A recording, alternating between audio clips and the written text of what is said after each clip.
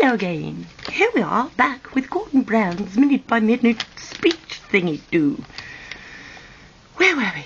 2:58. So we've gone 33 minutes. That's my favourite Freemason number. 2:58. He's saying a personal thank you. It's so personal, I bet he squeezed out and there. It's personal. Personal thank you to all the doctors, nurses, cooks, cleaners, etc. who comprise the NHS, which he stuffs on a daily basis, which turned 60 earlier this year. His personal he has a personal tale, or he likes to share. Don't we like Gordon Brown? Sherry fairy Gordon Brown. His personal tale: he lost the sight in one eye at 16 during a rugby match. I'm sorry. No. Bless him. No. I do care.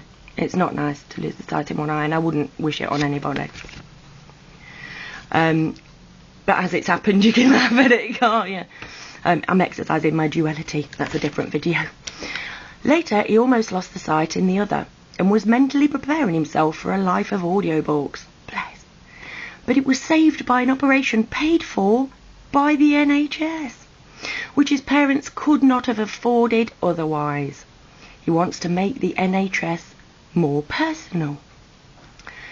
As of next April, there will be free health checkups for everyone under the age of 40. I thought, well, there were them anyway. And doctors' surgeries will extend their opening hours. More work for the doctors to cope with the more stress, the more ill people of dying of heart attacks, having ulcers, because he doesn't let them have any money. Nice. Now, my mum went in for a hysterectomy last week, and she went in on Monday, and she came out on Thursday. She was meant to be coming out on Thursday, but she had to be, moved out straight away because they needed the beds. And so they all had to sit in the canteeny thing, the little canteeny room, all these little old ladies. Lovely thought, bless them. But these NHS people, right, you've got the doctors, nurses, who are working way too many hours for way too little money, can't afford the funding to have the hospitals all nicely preened, have more hospitals. None of this business is going on. None of this business, because it's just about the numbers, you see. It has to be about the numbers. It's not actually making anything more personal. And all he said there is free health checkups, which we should have, right? We should have that. It should be a basic human right. We should have free health checkups and not be made to feel guilty. Whenever I go down, I mean, like I've said, I've got multiple sclerosis, and I don't go to the doctors with it. Do you know what I mean? Now, because I feel awkward, I feel guilty, because getting an appointment at the doctor's is a bloody big job. Do you know what I mean? And to any prescriptions you have, you've got to, oh my word, you've got to give so many lists of things as to why you should have them. Do you know what I mean? These things, you should let the doctors care for their patients. Doctors aren't allowed to care because doctors have to keep to budgets and timetables. Numbers. Right. So that's good news for the doctors, isn't it? The receptionists have all got to work late as well, and everything. Just fair. 303. Labour's unprecedented £16 billion investment in the NHS will be used in part, way up, we've got some news, for pioneering treatment for conditions such as cancer. Now, you may or may not believe me, but they have had a cure for cancer for years that they will not allow us to have. So this is just taking them. He's pledging to scrap prescription charges for cancer patients.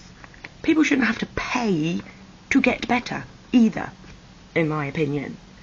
which is another thing that I'll be sounding like a nutter to you for now. But trust me, if you think about it for long enough and you actually sit and work the logistics out, the world's run for free anyway. Do you know what I mean? Because we pay. We're just always in debt to them. It does work out, and it will, like, gradually, it'll sink in. Trust me. This will later be rolled out to sufferers of other long-term conditions. So, me with an MS, for example. It's like, but if you're ill, especially if you have something like cancer, the last thing you need to be worrying about is if you can afford to not die, because you've spent your entire life paying to be alive. These people are taking them out of you. I know I sound nutty, but this is the insanity you live through every day. Just because he keeps saying we're fair, it doesn't make it the truth. Right, 305. No one should fear growing old. He wants older people to be able to stay longer in their own homes and not have to fear punitive care costs. My mum worries all the time. My mum and my stepdad, they were both in their 70s, and they worry all the time. And a lot of it is their council tax bill just keeps going, do you mean? And then they've got the interest on the mortgage, and obviously, you know, my stepfather gets taxed on his wages. Ooh, it's just silly. There is no dignity for the old people of this country. For any country. Do you mean? It's like, you've done your job now, mate. Bye. You've done your job. You've done everything you can do to make things for us, the elite. Now, you are of no use. Your savings will be worthless. Your pension will be pittance. Everybody fears getting old. 308. Back to fairness. Everyone who can work should work. A blatant warning to dole abusers. Now, you would have people, there are people who do want to work, but there aren't any jobs available. Because, unless you want to be a soldier, you know what I mean, they've not really got that much interest in you at the minute. The rest of it, it's like, the funding, councils get so much funding, and then they have to employ the people to do the jobs within there to get it done. And all of the jobs that aren't so necessary, like keeping the place tidy, beautifying it, then they go. Because all of this funding is being bummed in Iraq. We're literally piddling it up the wall. The Earth's budget, the resources, the manpower, we are pissing it up the wall. Because these fair people tell us we have to kill people with it. Not make the world a nicer place, kill people. That's fair. Work, work, work, work. Don't forget, work. We're fair. Work. 310. More police on the streets and more emphasis on making criminals pay back their communities. That's the message on crime. We will create rules that reward those who play by them and punish those who don't. Now, does this not sound like dictatorship-ified to anybody but me? It's like, you will work and you will do as we say. If not, we're going to do to you what we're doing to those poor sods in Afghanistan and Iraq. And it's not fair on the bloody policemen, apart from anything else. I'm sorry, but I think I'm going to leave that one there, because I've just got to say, right, there was a piece in the newspaper, on a MSN, a couple of months ago, I think it was, about, because obviously knife crime is very well publicised in the UK at the moment. Personally, I think that's because they leg it like that. Because the more we rebel, the more violent we become, the more they have the power to police us. Now, they were saying that they wanted to give policemen the right to go and take drink off of teenagers. In fact, anybody in the street, if you were drinking, the police now have the right to take that off you. Now, I have been a teenager myself. And were I a teenager and a policeman had come and said, you're not doing that, I'd have been like, oh, you?